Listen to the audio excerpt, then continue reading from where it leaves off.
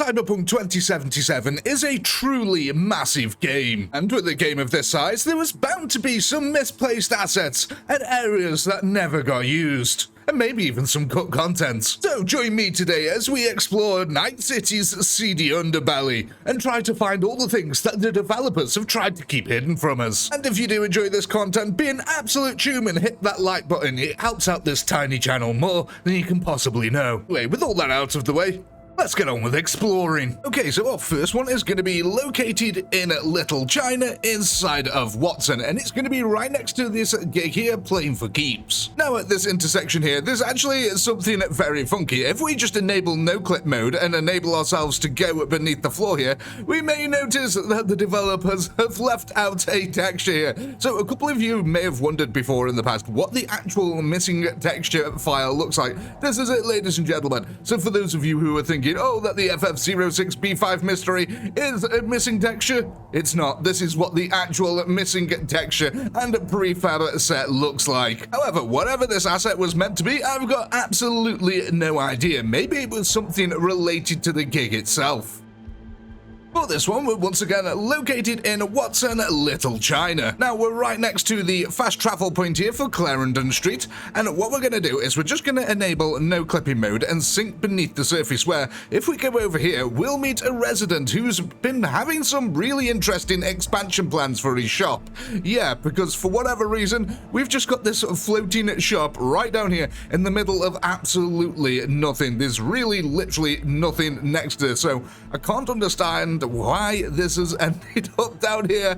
Maybe it was meant to be placed on the street at some point and one of the developers decided to move it back. Who knows? But for now, it's just located here. I wonder how many sales these guys have actually achieved.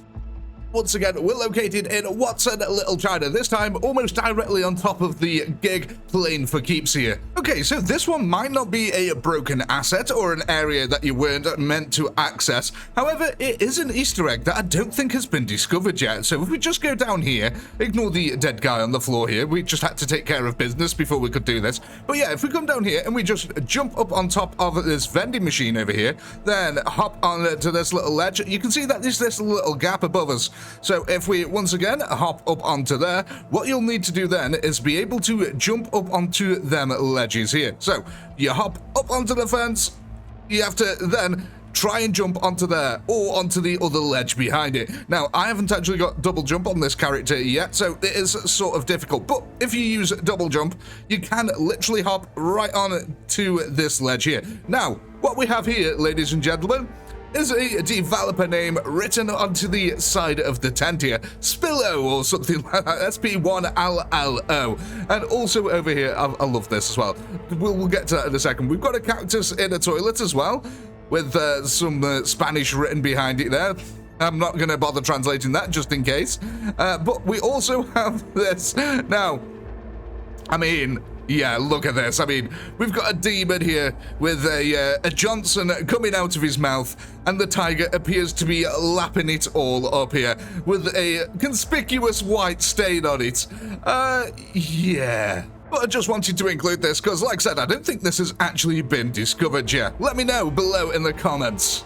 For this one, we are in Northside, inside of Watson. Now, this one's pretty small, insignificant and silly, but located over here, you'll notice that we've got this pink machine-looking thing just jutting out of the wall. And when entering no clipping mode and going through to the other side, we'll notice that it's actually a Schwab machine here. Now, this isn't actually interactable, but the interesting thing is the box below it. You see, the normal Schwab machines don't actually have this box, but it's just this tiny little cage, and it doesn't actually go anywhere. In fact, it's just another machine flipped upside down right below it. I don't know what's going on. Perhaps it was just for effects here, but it's a very odd thing to use shish kebab machines here.